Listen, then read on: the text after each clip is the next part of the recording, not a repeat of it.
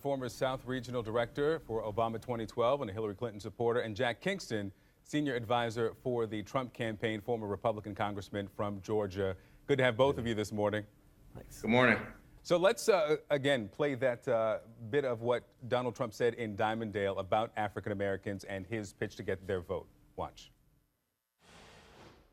I say it again. What do you have to lose? Look, what do you have to lose? You're living in poverty. Your schools are no good. You have no jobs. 58% of your youth is unemployed. What the hell do you have to lose? Congressman Kingston, that was not part of the scripted remarks planned for Diamond-Dale. Is that what Donald Trump believes about the African American community in this country? I think what he is saying is that the Democrat Party has had the black vote generally, traditionally, and taken it for granted. And what he's saying is, look at the results that it got you. What did it do for you in Milwaukee? What did it do in Baltimore? What did it do in Ferguson? He's reaching out. He went to Milwaukee. Hillary Clinton hasn't gone there.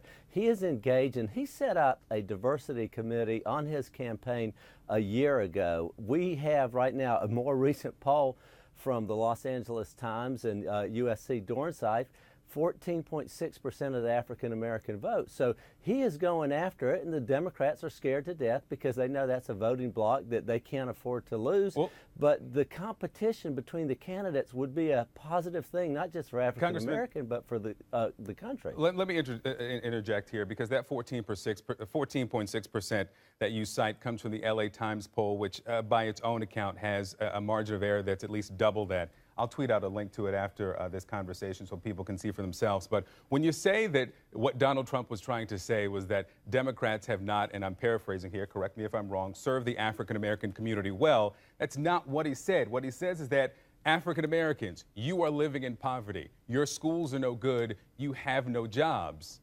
And I get to, again, there seem not to be statistics to support those claims. Is that what he believes? I think what he said is that if you look at Milwaukee, you look at Baltimore, the Democrat Party, and there's a Democrat mayor in Milwaukee and most of these cities, that they have not delivered. What he is saying is, and I can say this politically, it's not good for any one group to just be have a monopoly on a constituency. You need to have competition in politics. What else? What the hell do you have to lose the best pitch? Well, you know, as we all know, Donald Trump has his own blunt way of talking. He is not a politician. He's not an inside the beltway person. He's running against a very polished insider, if you will. And he said it himself. He doesn't know the language of the beltway. He talks that way to everybody, whatever your group is. Let me get to Tharon. The congressman here says that this is his outside the beltway talk. Tharon, Donald Trump also says that he's going to get 95% of the African American vote in the next election. Well, let me tell you this. I know Congressman Kingston personally, and I think that the congressman is in a very tough position. Congressman Kingston represented a part of Southeast Georgia that had a very systemic and very large African American community. Congressman, the problem is that he went into a community that was 93% white and literally did not have any African Americans in the audience. I totally agree with Bakari Sailors earlier. The tone in which he talked to the African American community was so disrespectful and so condescending. The trouble with this is this.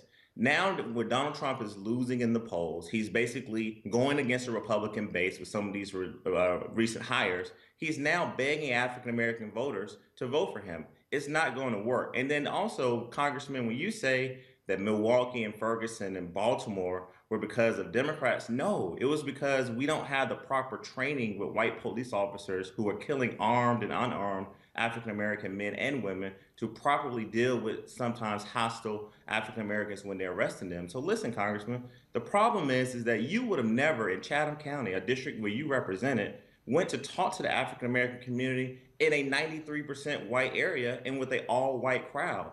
The first thing that Donald Trump needs to do is that if he wants to appeal to us, he needs to embrace us. He needs to sit down with us and really understand our issues. I think the Democratic Party has been an outstanding party for us. And I think more importantly, what do we get out of it? We got President Obama, who has done a wonderful job as president, who has a 54% approval rating right now.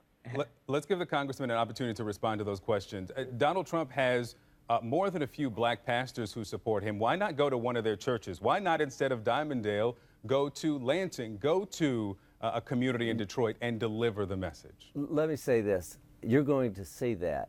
And that has been going on. But remember, wherever when has that happened? But let me make this point.